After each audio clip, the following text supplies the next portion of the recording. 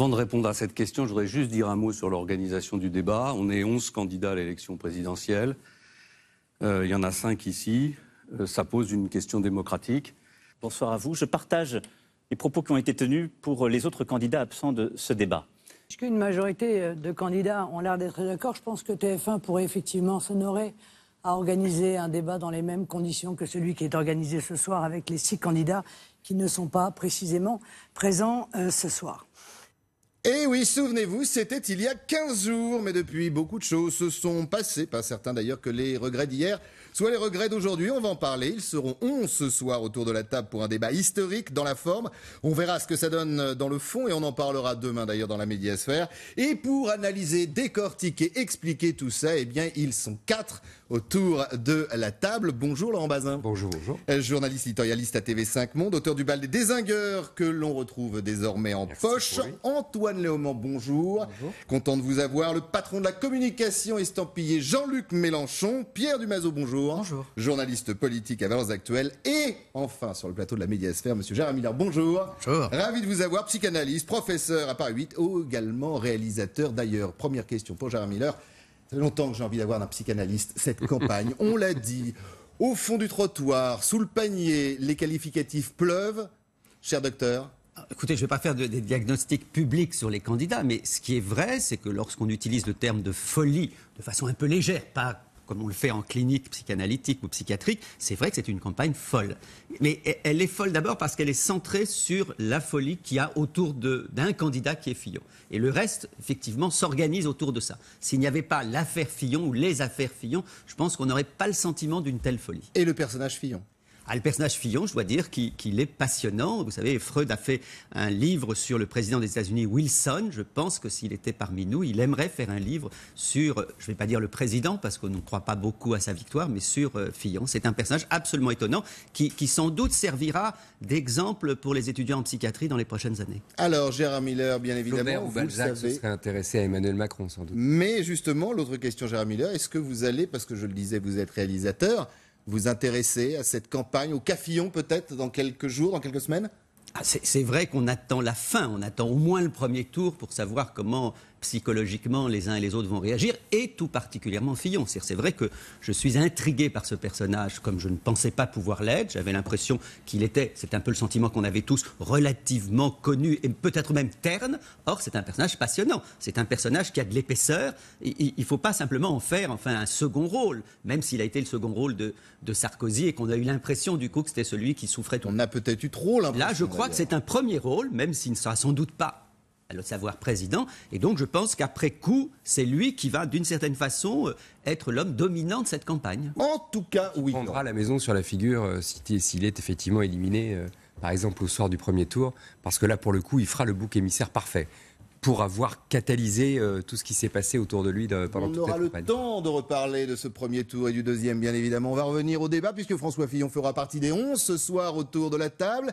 On va essayer de voir, d'analyser, de comprendre le débat de ce soir, les enjeux, les risques aussi, à travers le débat qui s'est passé il y a 15 jours, justement. Et il y en a un, il y a 15 jours, qui a marqué des points, n'est-ce pas, cher Antoine ? En tout cas, ça a été ressenti comme ça par les spécialistes. Celui-là, eh bien, regardez. Ne prenons pas trop les gens pour des imbéciles. Comment ? Les Français sont ceux qui travaillent le moins en Europe, vous plaisantez ? Vous voulez avoir quoi ? Le nombre d'heures de travail de la Roumanie ? Oh la zombie. Dont 50% exclusivement pour l'apprentissage du français, parce que je pense évidemment ça ne veut rien dire, tout le monde parle en français à l'école. Oh la zombie. Mélenchon, vous aviez 18 sur 20 à l'esprit de synthèse, votre note baisse, vous n'êtes plus qu'à 13 sur 20. Oui, mais l'esprit de synthèse doit avoir quelque chose à synthétiser. Oh la zombie. Mais nous ne serons pas, sont protégés par la loi. Vous continuerez cette conversation. C'est un débat à 5. Merci, pardonnez-moi. Oui, mais il faut bien qu'il y ait un débat au PS. Oh la zombie. Voilà, Antoine Léaumont, chargé de la communication numérique, je le précise, de Jean-Luc Mélenchon. Je le disais, je vous demandais tout simplement votre avis. Mélenchon s'en était très bien sorti de ce premier débat. Et quand on lit la presse aujourd'hui, hier aussi, on dit que c'est peut-être celui qui a le plus à perdre du débat de ce soir à 11. Oui, non. Plus à perdre. En termes d'image notamment et en termes d'impact. Plus à perdre, je sais pas. C'est vrai qu'il s'était extrêmement bien débrouillé et on sent d'ailleurs que c'est factuel. Il y a une dynamique Mélenchon et qu'aujourd'hui, celui qui représente la gauche, c'est lui. Ce soir, je pense pas qu'il ait grand-chose à perdre parce que le style Jean-Luc Mélenchon, c'est justement d'y aller de façon extrêmement naturelle. On sait que c'est pas celui qui prépare mot pour mot, phrase pour phrase, qu'il apprend pas par cœur. Donc je ne pense pas qu'il ait énormément à gagner ou à perdre. Il va continuer, il est sur sa route, sur son chemin. Il y avait d'ailleurs un sondage qui disait que Jean-Luc Mélenchon était celui qui se débrouillait le mieux à la télé. Bah, il est très bon. Et on l'a vu avec ses phrases. Voilà, force est de constater qu'il est très bon, il sait répondre, il sait manier l'humour, il sait être taquin. Voilà, en tout cas sur la forme, moi je trouve ça très très bon. Après, c'est tout le problème du débat à 11 aussi. Là, à 5, on peut plus facilement émerger. À 11, ça va être un petit peu plus difficile pour lui. Alors justement, à 11, c'est l'enjeu de ce débat de la médiasphère d'aujourd'hui. Ça va être compliqué à 11, pour lui et pour les autres. C'est compliqué pour tout le monde. Si vous voulez, c'est un débat qui va durer environ 4 heures, avec 15 minutes de temps de parole par personne. Ça ne permet pas, à mon avis, d'expliquer des choses complexes comme la 6ème République, si vous voulez. Il faut plus de temps que la petite minute pour expliquer ça. Donc, effectivement, quand on a un programme qui est structuré, qui est cohérent, c'est plus facile d'avoir plus de temps pour l'expliquer en meeting, sur YouTube, par exemple. Mais voilà. 5 heures sur YouTube, c'est plus confortable. 5 heures, ça permet, voilà, là vous passez les images, ça permet d'avoir, d'entrer dans le détail d'un chiffrage de programme, ce qui n'est pas possible de faire en 15 minutes sur une émission où on est 11 à s'interrompre. C'est pas fait pour ça non plus. Ce n'est pas fait pour ça. Alors c'est fait pourquoi un débat C'est une bonne question. C'est une bonne question de savoir pourquoi c'est fait. Sans doute qu'il serait plus utile, disons, et y compris pour les citoyens, d'avoir des débats avec moins de monde à plusieurs reprises, où on mélangerait de temps en temps les personnes qui sont dans ces débats. Mais là, à 11, ça risque de virer à la cacophonie. On va voir, hein. Franchement, c'est effectivement un exercice nouveau. On va voir ce que ça donne. Alors justement, avant de continuer sur cet exercice nouveau, je voudrais vous poser la question. Est-ce que les Français voulaient ou avaient besoin, Gérard Miller, de ce débat à 11 ? J'ai pas vraiment lu ce genre de propos ou ce genre de désir. La malédiction, c'est le chiffre 11, parce qu'ils auraient été 12, il y aurait eu 4 x 3 ou 3 x 4, ils auraient été 10, il y aurait eu 2 x 5. Je suis sûr que ça a joué le fait qu'on se dise, on peut pas, parce que 11 est un chiffre embarrassant, il y en a d'autres, effectivement, il peut y avoir effectivement 7 ou d'autres. Je crois que ça a joué, c'est-à-dire qu'on s'est dit, du coup, il faut les mettre tous ensemble, parce que sinon, imaginez, vous auriez mis 5 et 6, il y aurait un qui aurait été en trop. Donc ça, c'est une première donnée, personne n'en parle, mais je crois que ça existait dans l'inconscient de ceux qui ont organisé ça. Après, c'est vrai que quand on revoit les images de 65, par exemple, première fois on a vu les candidats, ils parlaient les uns après les autres dans des petites séquences qui ressemblaient à des séquences publicitaires. C'était terne, ça a été terne pendant très longtemps. Donc c'est vrai qu'aujourd'hui, vous voyez bien dans le type d'émission qu'on fait ici, qu'on a pris l'habitude de voir, il fallait un peu de mouvement, il fallait un peu d'empoignade. Donc je comprends la nécessité du débat. Je crois que ça aurait été dommage qu'il n'y en ait pas. Malheureusement, ils ont... Mais est-ce que ce sera un débat d'ailleurs ? C'est vendu comme un débat, mais... À 11, c'est compliqué, avec 15 minutes chacun, 1 minute 30 d'introduction, 1 minute 30 de conclusion. Vous êtes journaliste, animateur de débat, donc vous savez exactement ce que c'est. Quand il y a 4 personnes sur un plateau pour se partager 45 minutes d'antenne utile... On a du temps. C'est parfois... Oui, on a du temps, mais déjà, par moment, on se dit « Ah, mais je voudrais finir, mais laissez-moi finir. » Bon. Là, ce sera 1 minute 30, 1 minute maximum par candidat. Alors moi, je pense que certains vont essayer d'aller bousculer d'autres, mais... Quand vous avez 15 minutes au total en temps par candidat, en temps cumulé par candidat, ça veut dire que vous allez perdre la minute que vous avez pour aller faire la pub ou la promo ou aller chercher l'autre sur son terrain. Vous n'allez pas forcément prendre ce risque-là. Moi, je pense que les candidats vont prendre ce risque, vont faire la campagne frontale, brutale dans les meetings. Ils le font, d'ailleurs, on l'a entendu tout le week-end. Macron a répondu à Fillon, qui lui-même était Macron tapé par Hamon, etc., etc. Donc ça, on l'entend dans les meetings. En plus, le meeting, c'est un objet unique. C'est-à-dire, vous parlez à vos fans, vous parlez à ceux qui vous soutiennent. Donc, pour le coup, vous pouvez y aller, vous êtes toujours soutenu. Dans un débat comme ça, vous prenez le risque d'avoir un effet de meute contre vous, dans un sens ou dans l'autre. Vous prenez le risque de faire de la promo à heure de grande écoute du candidat, de l'adversaire, et donc de le faire monter, en vérité, parce que vous ne savez pas ce qu'il va lui répondre. Voilà, vous répondre. Donc moi, je trouve ça un exercice effectivement compliqué, mais absolument nécessaire. Et d'abord nécessaire pour les médias. C'est-à-dire que les médias sont accusés depuis le début de cette campagne par les différents candidats de rouler pour les autres, toujours. Macron, en vérité, dit « Mais non, mais vous ne roulez pas du tout et pour moi. » Et chaque jour, les autres changent. Voilà. Et les autres changent tout le temps, vous avez raison. Donc Fillon, qui a été quand même le candidat des médias après la primaire de la droite, tout d'un coup explique qu'effectivement les médias sont tous contre lui à cause des affaires. Hamon qui a été le candidat des médias après sa victoire. Bref, candidat des médias. Après sa victoire, mais intense. Après sa victoire de la primaire de gauche, se plaint aujourd'hui d'être, etc. Mélenchon, qui n'a jamais été le candidat des médias, l'est devenu, puisqu'il a du succès. Mais il ne se plaint pas encore. C'est comme ça, les médias. Le succès va au succès, donc on vient vers vous comme ça. Il n'est pas devenu le candidat des médias. D'un seul coup, vous vous rendez compte qu'il y a une lame de fond qui est en train de Oui, mais je veux dire, tout d'un coup, les médias braquent leur feu sur lui. C'est ça, être le candidat des médias. C'est qu'à un moment, on fait plus attention à vous. Regardez ce qui se passe de très intéressant en ce moment. C'est que vous regardez beaucoup les sondages. C'est-à-dire que vous regardez en fonction des sondages qui est un peu en hauteur, qui est un peu en dynamique. Vous, c'est pour les médias. Oui, c'est un peu les médias. Je vous considère comme faisant partie des médias. D'accord. Puisque vous avez une assez longue expérience dans le domaine des médias. Oui. Mais de fait, vous vous intéressez beaucoup à des chiffres, genre les sondages. Mais si vous regardez depuis longtemps ce qui se passe dans la campagne de Jean-Luc Mélenchon, c'est pas un fait récent qu'il y ait une dynamique autour de la campagne de Jean-Luc Mélenchon. C'est un fait très belle dynamique il y a 5 ans déjà autour de la campagne de Jean-Luc Mélenchon. Et il était monté et redescendu. Oui, mais c'est parce que c'est un effet médiatique. Quand je vous amène un bouquet de roses, ne me le renvoyez pas à la figure. Non, je vous dis qu'aujourd'hui, j'ai pas dit que Jean-Luc Mélenchon était le candidat du système. J'ai juste dit que Jean-Luc Mélenchon aujourd'hui attire l'attention des médias comme d'autres l'ont fait avant lui. Et en ce moment, pour finir, juste d'un mot, Emmanuel Macron qui a été, alors on a dit BF Macron, alors donc BFM était devenu Télé Macron, toutes les télés sont Macron, TF1 est Macron, France 2 est Macron, tout le monde a mouliné du Macron, on a fait du Macron président depuis 2 ans et demi. Les premières une, c'est les accusations qui sont portées. Oui, mais moi je ne défends pas le système ici. Non, mais de fait, on va pas s'empoigner là-dessus, c'est pas le système. Non, mais il y a eu quand même. Mais là, tout d'un coup, les unes de presse sont très intéressantes, c'est qu'elles sont en vérité assez clairement contre Macron. Donc que fait le média ? Il braque les projecteurs dans son fonctionnement, je veux dire. Il braque le projecteur sur celui qui sort la tête de l'eau et qui émerge par rapport aux autres, parce qu'il se dit ah tiens, il émerge, les gens l'aiment bien, donc voilà, voyons. Et ensuite, quand il y a un favori, on tape le favori. Ça a valu pour Fillon.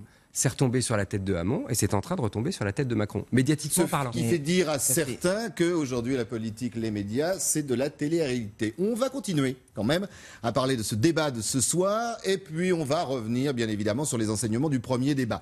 Dans ces enseignements, il y avait 2 personnages qui se sont accaparés le premier débat. On verra pour ce soir. En tout cas, on va réécouter. La séquence vaut quand même le détour. Madame Le Pen, vous serez gentille. C'est ce que vous avez déclaré, non ? Je ne vous fais pas parler, je n'ai pas besoin d'un ventriloque. Je vous assure, tout va très bien. Mais pour construire des partenariats structurés, avec les Allemands en particulier, qui en effet doivent partager le fardeau, et une indépendance parce que la priorité de ma politique, ne vous en déplaise, Madame Le Pen. Mais je ne vous laisserai pas diffamer. Vous savez quoi, Monsieur Macron, vous avez un talent fou, vous arrivez à parler 7 minutes, je suis incapable de résumer votre pensée, vous n'avez rien dit. Et j'ai encore parlé, Madame Le Pen. C'est le vide absolu sidéral. Est-ce que les candidats vont tenir justement ces jusqu'à minuit et demi postures, jusqu'à minuit et demi possible, mais jusque dans ces postures qui ont été incarné, on va le dire, dans ce premier débat. C'est une obligation ou pas ? Alors, moi, d'abord, je voudrais faire une remarque sur le débat. Je trouve qu'il a été bon. C'est-à-dire que je suis vraiment... Alors, bien sûr, c'est très long, donc on peut dire, si on ne s'intéresse pas vraiment à la politique, sans taper 3h30, je comprends que ça est fatigué. Et on ne peut pas regretter, je vous suis, qu'il n'y ait pas assez de politique qui parle de fond et critiquer quand il y en a. On avait entendu les affaires, on était sur Fillon, sur ses costumes et compagnie. Là... Moi, j'ai apprécié le fait même que l'affaire Fillon, comme on dit, ou les affaires Fillon, n'aient pas pris plus d'importance. On a pu parler quand même un peu politique. Alors, bien sûr, on n'a pas parlé de l'Europe ou d'autres sujets, je crois, qui ont été oubliés. C'est dommage. Donc, je suis déjà, pour ce soir, sur un a priori positif. C'est-à-dire qu'il est possible, n'écartons pas l'idée que ce soit intéressant. Et même si, effectivement, il y a tous les inconvénients du nombre, c'est surtout ça dont on parle. 11 personnes, c'est trop. N'écartons pas l'idée qu'on puisse... Et sur les postures les postures, je trouve que chacun était assez conforme à lui-même. C'est-à-dire que c'est vrai que on peut pas simplement dire, par exemple, là je vais dans le sens de mon voisin, on peut pas simplement dire Mélenchon il est bon, c'est un bon orateur. On entend tout le temps ça depuis 5 ans au moins. Il y a aussi le fond, c'est-à-dire qu'il est bon sur le fond. Ce qu'il dit est quand même intéressant. Après on peut ne pas être pour, ça ne me dérange pas du tout. Mais au moins il est audible, on comprend ce qu'il propose. Et vous pensez que dans des débats à 5 ou à 11 comme celui de ce soir, on peut parler du fond, on peut être sur le fond. Quand vous avez cette dualité qui a marqué le premier débat entre Macron et Le Pen, est-ce que ce soir, ça peut être la même chose ? Est-ce qu'ils doivent rester dans cette image, dans cette posture ?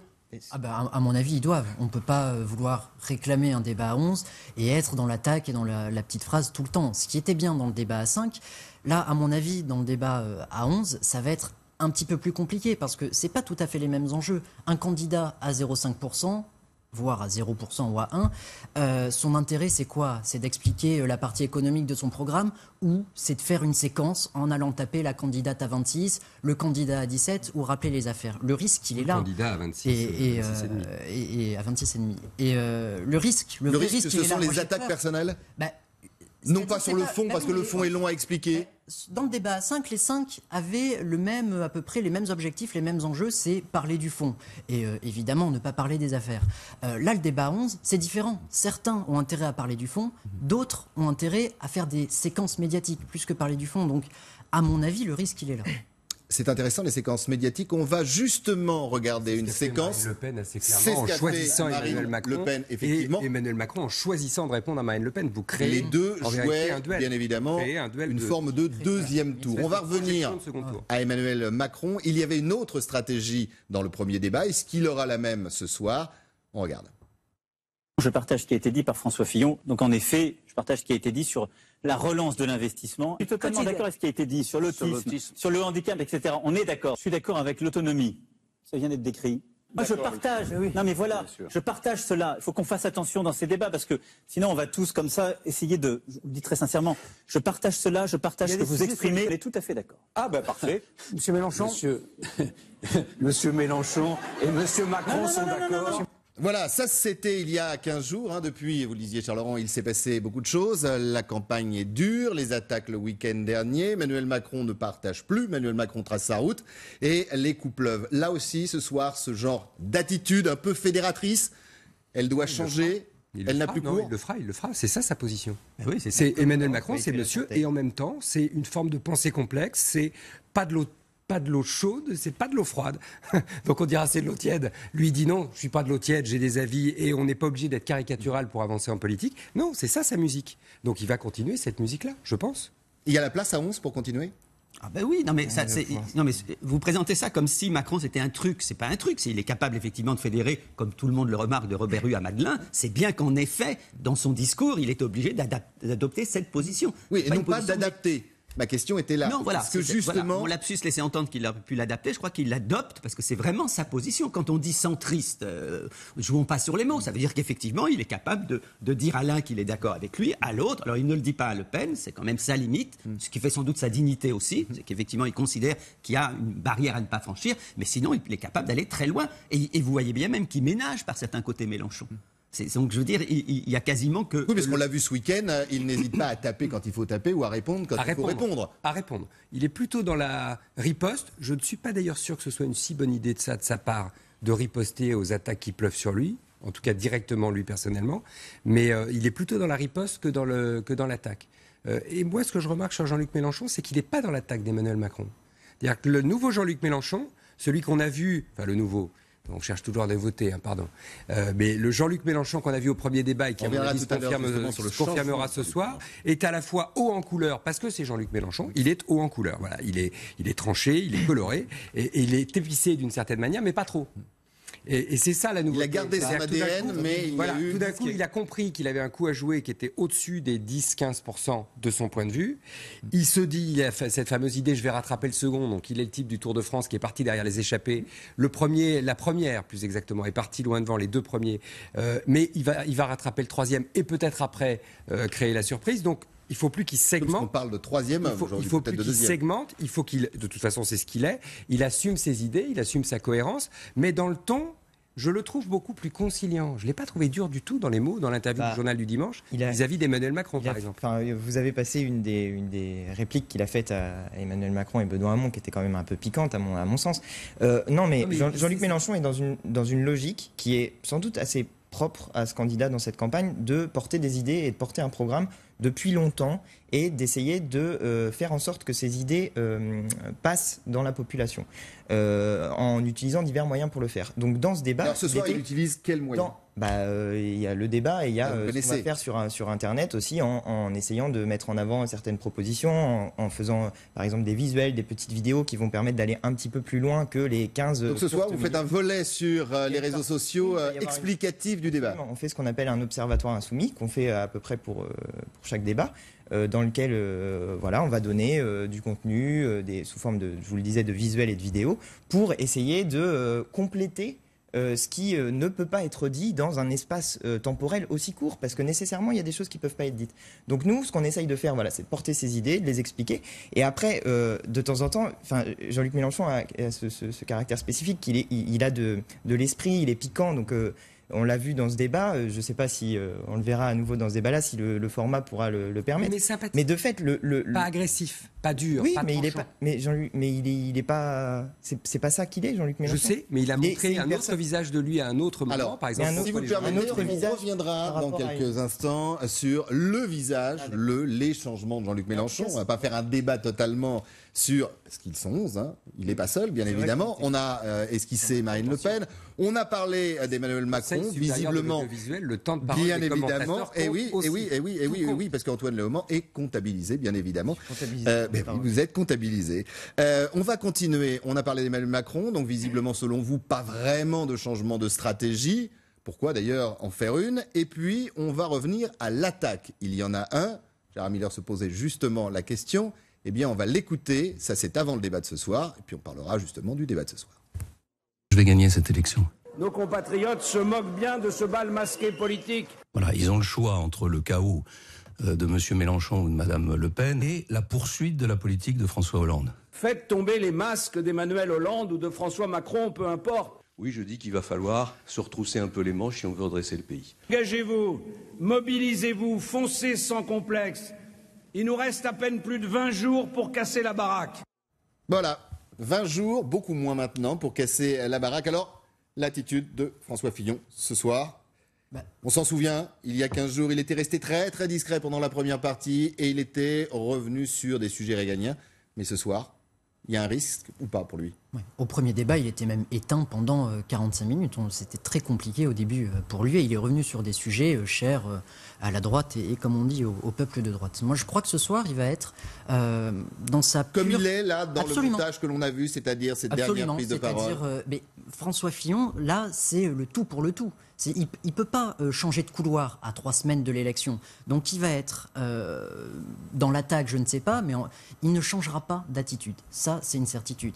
Et à 11, il peut y avoir une période d'adaptation. Bien sûr, mais est-ce qu'il sera comme il est en meeting, c'est-à-dire frontal, tranchant, ou est-ce qu'il sera comme il a été lors du premier débat, c'est-à-dire pas si frontal? Est-ce qu'ils ont, tiens, la question que j'ai envie de poser? Moi, je pense qu'il sera vraiment frontal et tranchant. Donc il va aller attraper les autres. Ah, je pense, oui. Ah, je pense. Est-ce qu'il y a eu pour les candidats des enseignements du premier débat et notamment des meetings et des prises de position entre ce premier débat et celui de ce soir? Est-ce que la psychologie, je tourne vers Gérard Miller, avec des gros yeux, mais est-ce qu'on se forge peut-être un nouveau personnage ou un nouveau rythme pour ce qui va se passer ce soir?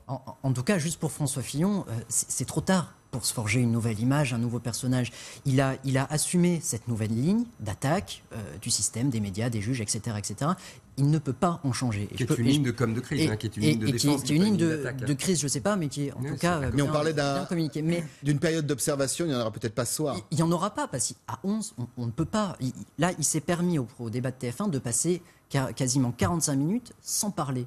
Et de parler que sur des sujets qui vont plaire à l'électorat de droite, le régalien, les parce impôts, qu'il y avait, là où il est bon. On ne va pas se cacher quand même derrière notre petit doigt ou derrière notre main. Il y avait chez lui une inquiétude qu'on commence sur les affaires. Est-ce que justement ce soir les affaires peuvent, avec ces petits candidats qui, de vous à moi, n'ont pas grand-chose à perdre en termes d'image, et tout à gagner.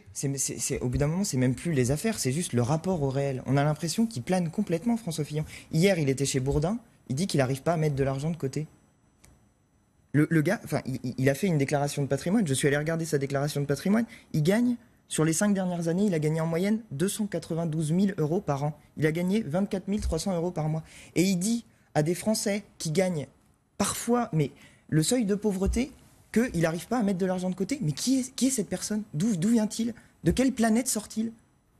Je sais pas, vous avez un psychanalyste à... Mais non, mais il y a un truc qui est dingue. Gauche. Il y a un truc qui est dingue. Je crois qu'il ne faut pas sous-estimer l'absence de Fillon pendant le premier débat. Il y a un terme psychanalytique, on parle souvent, nous, de fading, comme si le sujet disparaissait à un moment donné. Je crois que son vrai problème, c'est qu'il ne sait plus qui il est. Il n'a pas seulement bâti la primaire sur un personnage, il a bâti sa vie. Moi, je crois, on se posait la question avant l'émission, est-ce qu'il est sincère ou pas? Je ne sais pas si le mot sincère convient, mais je crois qu'il pense ce qu'il dit. C'est ça son vrai problème. Ça serait merveilleux s'il était un peu plus machiavélique par certains côtés. Il ne comprend pas où est le problème. Il a construit toute sa vie sur un personnage qui n'existe pas, évidemment. Un type qui est capable d'avoir un château, de gagner ce qu'il gagne, de faire travailler sa famille dans les conditions qu'on connaît. Je mets travailler entre guillemets pour la présomption d'innocence, qui a bâti toute sa primaire sur le thème, effectivement, faisons des sacrifices, relevons les manches. Et l'exemplarité? Il ne dit pas d'ailleurs de quel costume il faut relever les manches. Qui arrive, vous imaginez cette histoire de costume simplement. Il dit j'ai rendu le costume. Non mais il y a un moment on lui dit mais un costume sur mesure, qu'est-ce que ça veut dire j'ai rendu le costume? C'est un costume qu'on a fait sur mesure. À qui il l'a rendu? À quoi ça sert de le rendre? Mais tout ça est grotesque. Et donc il ne sait pas qui il est, le malheureux si j'ose dire. Moi alors ce soir qui il va être? C'est très compliqué pour lui justement. Je vous pose la question. Je pense que bizarrement aujourd'hui, là où il est sans doute le plus à l'aise, moi je l'ai comparé un jour dans un article que j'ai fait pour Marianne à Saint-Sébastien, ce saint qui reçoit des flèches et qui finalement n'en meurt pas. Il est capable d'encaisser cet homme. C'est pour ça d'ailleurs qu'il a subi 5 ans de sarkozysme. Personne ici n'aurait pu supporter 5 ans de sarkozysme, je veux dire, à l'intérieur de Matignon. C'était une force de la nature incroyable pour supporter d'être Premier ministre comme ça. Avec une violence de chaque jour. Chirac, à un moment donné, il a craqué et puis il est parti. Il n'a pas supporté Giscard, qui était infiniment moins oppressant que Sarkozy. Donc c'est un type qui a une capacité d'encaissement formidable. Je crois qu'il est à l'aise lorsqu'il souffre. Je crois qu'il est à l'aise lorsque les flèches, effectivement, l'atteignent. Il a une capacité de souffrir incroyable, qui va sans doute avec sa logique catho, je ne sais de quel genre de catholicisme c'est. Et donc, ce soir, moi, je ne suis pas convaincu qu'il sera tellement différent, on va voir, en des paris, qu'il sera tellement différent de ce qu'il est au premier débat, c'est-à-dire un homme qui ne sait plus, finalement... Il a un point à marquer, c'est ce que vous disiez tout à l'heure, vous disiez il va être offensif, il a un point à marquer ce soir, c'est mettre Emmanuel Hollande face à ces contradictions. Il faut qu'il prononce ce mot d'Emmanuel Hollande devant Emmanuel Macron pour l'obliger à réagir. S'il ne fait pas ça, je pense qu'il pourra peut-être compter sur Marine Le Pen. On va dire ça comme ça. Ça, c'est le passage obligatoire. C'est juste du buzz. C'est juste pour faire du bruit autour. On est d'accord. C'est juste une façon de clouter ce qui est sa communication politique depuis qu'il est passé sur RTL à la matinale. On peut avoir une alliance François Fillon, une alliance entre guillemets, bien évidemment, François Fillon-Marine Le Pen ce soir, au débat. Une alliance? Une alliance. Il y a eu une alliance objective Fillon-Le Pen sur les affaires lors du premier débat. En termes il y a eu une alliance d'image et en termes premier tactiques. débat. Oui. Une alliance Fillon. Non, ils ont des électeurs qui. Non, mais je dirais à un moment donné pour peut-être éviter qu'on parle trop des affaires. C'est ce qu'ils ont fait au premier débat. C'est ce qu'ils ont fait la première fois. C'est ce qu'ils ont fait au premier débat. Et ils peuvent le faire. Dans le plat en disant, ils sont tous les deux empêtrés. N'ayez pas des pudeurs de gazelle. Il y a 2 personnes ici qui sont concernées. C'est Monsieur Fillon, Madame Le Pen. Il a fallu que ce soit Jean-Luc Mélenchon qui, quand même, à un moment donné, dise de qui il s'agissait. Dites, est-ce que ça vous dirait d'écouter les autres, les petits candidats, parce qu'ils sont 11. Ben voilà. C'est comme un petit vin, ça. Exactement. Il n'y a pas de petit vin, effectivement, mais quand même, voilà un petit florilège. Une gauche qui a tout raté se recycle derrière un monsieur Macron dangereux pour le pays. Madame Le Pen, moi je n'y comprends rien. Mais là il y a une position de démagogie, d'hypocrisie. Parce que Le Pen, quand elle dit moi je ne vais pas répondre à la convocation, ça, nous on ne peut pas faire ça. Fillon, cet homme exemplaire, c'est révélateur en fait d'un monde bourgeois. Quand je pense que le sondage d'opinion me trouve à 1%, il faut quand même beaucoup d'imagination. Alors que partout où je vais, je l'ai encore vu hier soir au Salon du Livre, je crée un véritable tourbillon. Oui, c'est un club, ces 5-là. C'est le club dont on sait absolument ce qu'ils vont dire, ce qu'ils vont faire. Très bon, effectivement, Laurent, le club des 5, bien évidemment. Le club des 5, oui. Et oui, au clair de lune. Oui. On s'en souvient. Et la bande des 4 du temps de Mao, c'est ça. Vous vous souvenez en Chine. Après Mao. Après Mao. C'était les héritiers, oui. Alors, le jour de gloire est arrivé ou pas ce soir? On va en découvrir. C'est vrai que moi j'ai une sympathie, par exemple, incontestable pour quelqu'un comme Poutou, parce que lorsqu'il dit « je suis le seul ouvrier », ça a quand même un écho. Il y a quand même effectivement un type qui sait ce que c'est que travailler à l'usine, qui sait ce que c'est effectivement que se lever matin pour le coup, comme le disait Sarkozy à l'époque. Donc moi j'ai une sympathie pour lui, je suis assez content à l'idée de l'écouter. Et qui dit « je suis pas là pour être président » d'ailleurs. Oui, donc c'est après, évidemment, Asselineau ou les autres, c'est vrai que moi personnellement ça ne m'intéresse pas du tout, pas les autres. Artaud, j'ai envie de voir comment elle tient le coup, comment elle réussit finalement finalement, parce qu'on avait de la sympathie pour Arlette Laguillet. Tout le monde avait de la sympathie, même à droite, les gens avaient de la sympathie. Donc il y a au moins ces deux candidats. Ça dépassait largement le politique, d'ailleurs. Voilà, ça dépassait le politique. Donc ces deux-là, au moins, effectivement, peuvent créer un intérêt chez un certain nombre d'électeurs, disons. C'est Jean Lassalle. Moi, je vous mets un jeton là sur Jean Lassalle. Que c'est Lassalle qui fera le... Jean Lassalle, il est à mi-chemin entre Poisson et Benamia, si vous voulez. Il y a son côté les ours et les loups, il y a son côté le montagnolo qui chante à l'Assemblée, il y a cet accent qui roucoule. Non, mais franchement, pour la télé, je ne parle pas de la politique, hein, mais pour la télé, Jean Lassalle, donc ce soir, Jean Lassalle va crever l'écran sur ce qu'il y aura. Et alors là, la plupart disent d'ailleurs, nous, on ne prépare pas. Nous, on n'a pas besoin de préparer. Oui. Un peut-être à préparer, c'est marrant, vous m'en parlez pas, c'est Dupont-Aignan. Oui, il a piscine. Oui, mais je suis sérieux, il a dit non, mais je l'ai entendu chez nos confrères d'RTL, effectivement, ce matin, où il disait qu'il avait piscine et que c'est là qu'il allait se préparer. Tiens, en parlant de Dupont-Aignan, il a quand même essayé de faire... Il ne vit pas comme un petit, Nicolas Dupont-Aignan. Voilà, c'est la question que je vais vous poser. Oui. C'est celui qui aimerait faire partie du club des 5, mais qui ne l'est pas. Oui, mais il n'est pas. Moi, je trouve pas. Alors, déjà, moi, le terme petit me gêne un peu. Parce que je pense qu'à partir du moment où on a les 500 parrainages, il n'y a pas de petit et de grand. Il y a des présidentielles, mais d'autres qui n'ont pas réussi à passer ce filtre-là. Alors, soit on augmente, soit on change les règles, soit en tout cas on les respecte. En tout cas, ces élections sont. Je vous suis avec ces règles-là. Bah oui. Mais et Dupont-Aignan, c'est pas tant que ça. Je dirais un petit, avec des gros guillemets, candidat. Il embête, pour être correct, les Républicains. Oui. Depuis longtemps. Il embête un petit peu le front. Au régional, quand il a fait 8%, c'est Pécresse qui a quand même été embêté. Donc, c'est toujours l'empêcheur de tourner en rond. Et donc, pour moi, là, il a beaucoup à gagner parce qu'il peut rentrer, pas dans le club des 5, mais il peut, disons, continuer cette dynamique qu'il a poussée à 5-6 dans les derniers sondages IFOP pour peut-être le pousser à 8 et dans les plus belles sondages à 10. Bien sûr qu'il fera mal à François Fillon.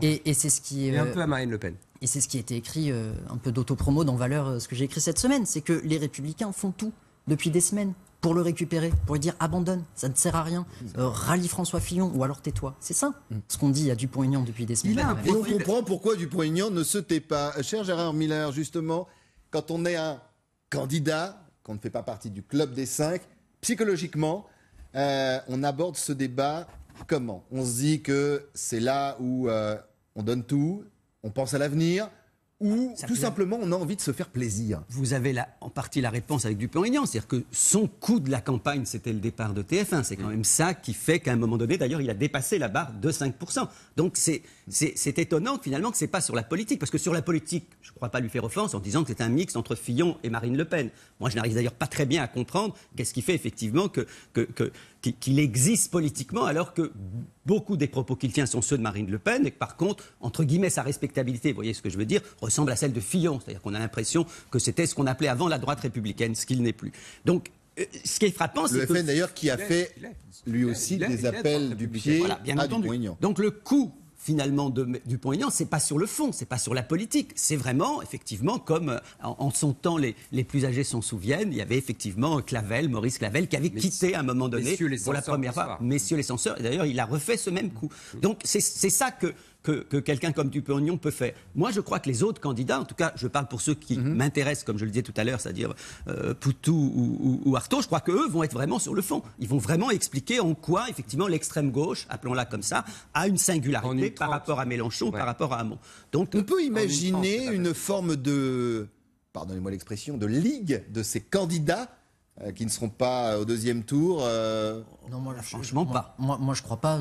Pour une simple raison, c'est qu'ils n'ont aucune raison objective. Non, mais ils n'ont aucune raison objective de s'entendre et de s'allier. Ces gens-là, ils représentent chacun. C'est d'ailleurs pour ça. On fait de la télévision, bien évidemment. Il y a un débat. Oui, mais c'est d'ailleurs pour ça qu'ils y vont, tout en sachant qu'ils feront 1%, parce qu'ils savent que chacun représente une maison et ils ont aucune alliance de témoignage aussi. Oui. Donc ils viennent témoigner d'une position politique, d'une ligne politique, d'un projet politique pour certains d'entre eux. En vérité, je mets Nicolas Dupont-Aignan un peu à part parce que lui fait partie du jeu politique traditionnel. C'est-à-dire que les autres, on les voit émerger au moment de la présidentielle. Et ils se battent généralement sur le terrain, notamment pour Nathalie Arthaud ou Poutou, ils se battent sur le terrain, plutôt sur le terrain social. Donc ils débarquent sur le terrain politique au moment de la présidentielle. Nicolas Dupont-Aignan, il fait vraiment partie du jeu politique. Il a fait partie du RPR. Il vient de Asselineau, si vous me dites. Vous ne dites pas d'ailleurs du système politique. Voilà. Donc c'est pas. Mais là, pour eux, c'est vraiment une histoire de témoignage. Et donc il s'agit de témoigner. Et on témoigne de soi, on témoigne pas en attaquant les autres. Donc moi, je pense qu'ils seront pas sur les juste autres. de rappeler aux téléspectateurs qui ne le savent pas forcément que quand même ce qui est extraordinaire sur ces 11 candidats, c'est qu'il y a 2 trotskistes. Il ne faut pas oublier que Artaud et Poutou viennent du mouvement trotskiste. Donc eux, déjà, n'ont pas réussi à s'entendre. Donc vous imaginez qu'ils vont s'entendre avec qui que ce soit d'autre? Certainement pas. On continue dans la phase préparation de ce débat de ce soir. 2 ont accepté de nous dévoiler quelques indiscrétions. Écoutez-les.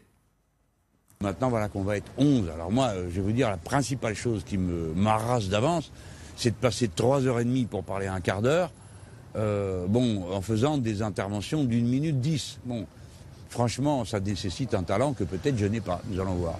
Je vais passer les quelques heures de disponibles que mon équipe a bien voulu me laisser juste avant d'entrer dans ce débat où il y a beaucoup de candidats et où il va donc pas être très facile de pouvoir à tout le moins faire des développements assez profonds pour attirer l'attention des Français sur les enjeux.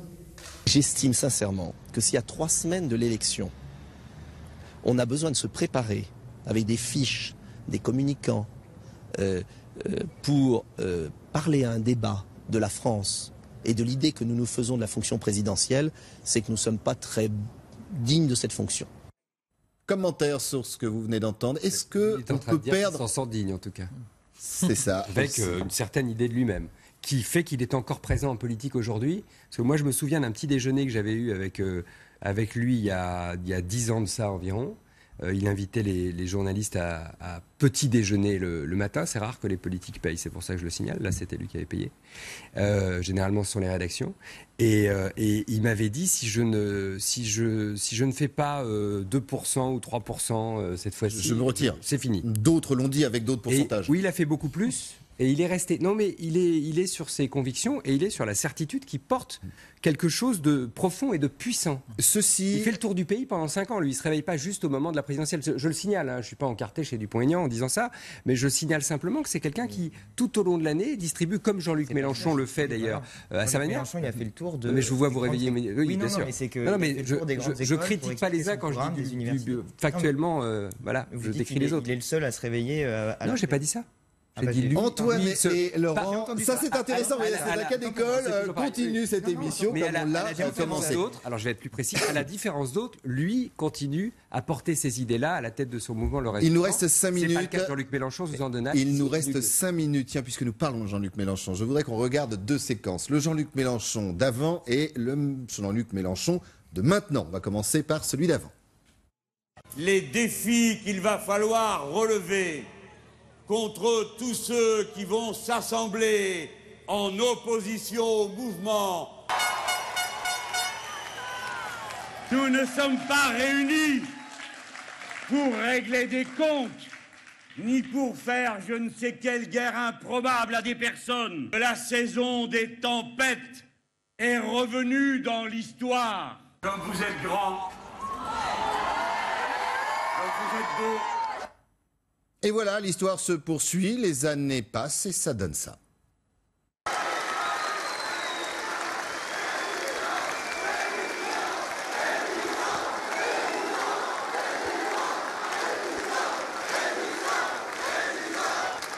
J'essaye de voir tout là-haut. Ah ben voilà, ça y est. Bonjour à tous. Bon, c'est très, très impressionnant. Je suis en Bretagne et j'en suis bien content.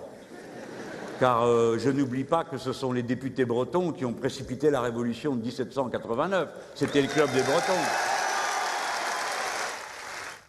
Changement de Jean-Luc, si. Bah, c'est toujours la même personne, si vous voulez. Hein. Il a pas. Le costume a changé, le décor a changé, la posture a changé. Oui, en effet. Et de fait, il y a aussi la forme des salles. C'est-à-dire que faire un meeting à un pupitre avec les gens en face, ça ne met pas dans les mêmes conditions physiques et psychologiques humaines que de faire un meeting où on est plus entouré, disons. Donc de fait, ces salles qui au final sont immenses, parce que Châteauroux c'était 3000 personnes, Rennes il y avait 10 000 personnes, c'était absolument incroyable. En dépit du nombre de personnes que ça rassemble, ça a un côté beaucoup plus pas intime, mais presque intime. C'est un côté... À la 2012, les images, il y avait quand même du monde. Donc on change tout ça pour en revenir justement un peu au débat de ce soir. Est-ce qu'ils seront... Il y a l'idée de... On délivre un discours à une salle qui ne fait que recevoir, voilà. Et on fait un one-man show. C'est-à-dire qu'on est au milieu d'une salle et on est comme effectivement... Et on communique.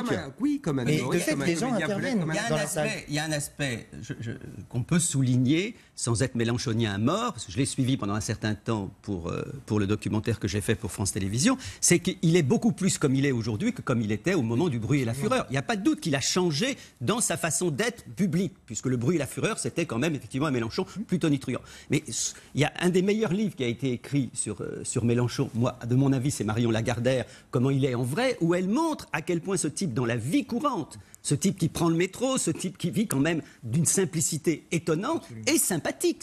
Ça a l'air toujours drôle quand on le dit à un journaliste parce qu'il en a pris plein dans la figure. C'est un type non seulement cultivé, mais très sympathique, très bonhomme. Vous le voyez au café, vous le voyez dans la vie. Je ne dis pas que ça suffit pour voter pour lui, mais en tout cas, il est beaucoup plus conforme, franchement, dans la vie courante à ce qu'on voit là qu'à l'image du bruit et de la fureur. Alors, donc, il était sur un personnage à la Georges Marchais, il s'est rapproché de lui-même. Et pour en revenir au débat de ce soir, est-ce que justement... Prenons cet exemple de Jean-Luc Mélenchon, celles et ceux qui seront sur le plateau et qui débattront seront celles et ceux que l'on connaît, ou est-ce qu'ils s'inventeront un personnage particulier? Non, ils resteront vraiment, à mon avis, tous dans leur couloir, parce que à 3 semaines du premier tour, encore une fois, on ne peut pas changer comme ça du jour au lendemain. On peut pas changer ou on ne peut pas prendre de risque? Et prendre de risques aussi, parce que c'est un risque énorme de changer de stratégie comme ça à 3 semaines du premier tour. On ne peut pas. Et donc Jean-Luc Mélenchon, il sera, à mon avis, comme il a été sur des débats de TF1, à savoir naturel, il lance des pics, mais il fait aussi du fond sur son programme. Juste pour en revenir à ce qui a été dit tout à l'heure, moi je pense sincèrement que Jean-Luc Mélenchon, il a changé et qu'il a tiré toutes les leçons de 2012, qui malgré des discours, on s'en souvient, à la Bastille, qui étaient impressionnants en termes de nombre et même de discours sur la forme, il a bien vu que cette colère, ce côté un peu Georges Marchais, etc., ça ne marchait pas. Et de voir un Mélenchon aujourd'hui assez... bah oui, presque sympa, quoi, presque gentil. Et ben ça le rend beaucoup plus audible en plus sur le fond. Et donc c'est beaucoup plus agréable à écouter qu'un Mélenchon qui. Vous pensez justement... Un nom qu'on n'a pas prononcé depuis le début de cette émission, c'est magnifique quand même. C'est Asselineau. Non, Asselineau, je l'ai dit tout à l'heure. Il en a parlé. C'est Benoît Hamon. Ah, c'est vrai. On n'a pas dit un mot de Benoît Hamon. Ça signale quand même le naufrage d'une campagne. Et pour Benoît Hamon, ce soir, il y a un enjeu énorme, c'est-à-dire que l'effacement, la disparition, le fading dont vous parliez, c'est son risque à lui. Est-ce qu'il s'efface définitivement ou est-ce que ce soir il réussit à au moins sortir la tête de l'eau? Ça, c'est un gros enjeu pour Benoît Hamon. Gérard Miller, c'est fini, 15 secondes, désolé, justement pour répondre à Laurent Bazin. Non, je crois que dans le débat qu'on va voir ce soir, il y a aussi une personne qui ne peut pas être complètement elle-même, c'est Marine Le Pen. C'est-à-dire que c'est vrai aussi que si elle était mal à l'aise la dernière fois, c'est qu'elle est obligée d'être moins le péniste qu'elle l'est réellement. C'est quand même, il faut le souligner, je parle sous le contrôle de Valeurs Actuelles, c'est quand même la plus inquiétante de tous les candidats. On est quand même là au risque majeur de cette campagne, qui est aussi de l'avoir présidente de la République. On ne peut pas faire comme si ça n'existait pas. Moi, je ne crois pas du tout à sa banalisation, et elle-même n'y croit pas, mais du coup, elle est un peu en porte-à-faux, non seulement par rapport à son père, mais par rapport à ce qu'elle est vraiment, c'est-à-dire une personne beaucoup plus inquiétante qu'elle ne l'était dans le premier débat. Merci beaucoup à tous les quatre. Merci à Gérard Miller. On se retrouve très vite dans la médiasphère. Demain, en tout état de cause, après 4 heures de débat, on verra justement si ce que l'on s'est dit a eu une résonance ou pas. À demain, même heure, même endroit. Bonne journée. Bon et bien voilà, c'est la fin de cette vidéo. Je suis désolé d'avoir mis autant de temps avant de pouvoir vous mettre en ligne la vidéo en entier. Je vous avais mis en circulation un petit extrait de cette émission parce que c'est tout ce que j'avais le temps de faire à ce moment-là. Donc voilà, je m'étais engagé à mettre cette vidéo en ligne en entier, c'est fait. Sachez que c'était la dernière émission que je faisais sur LCI parce que désormais on entre dans l'égalité de temps de parole et donc je suis comptabilisé en temps de parole sur LCI et dans cette émission-là ils ne peuvent plus m'inviter parce que sinon ils sont obligés d'inviter tout un tas d'autres gens et comme c'est centré sur les médias sociaux, désormais ils peuvent plus m'inviter. En tout cas j'espère que ce que j'ai dit dans cette émission-là vous a plu. Comme toujours, n'hésitez pas à me dire ce que vous en avez pensé dans les commentaires. Ça m'aide beaucoup à savoir ce qui vous intéresse pas, à améliorer ce que je dis. Donc vraiment, n'hésitez pas. Et puis, bah, si ça vous a plu, n'hésitez pas à mettre des pouces bleus et à vous abonner. Allez, salut!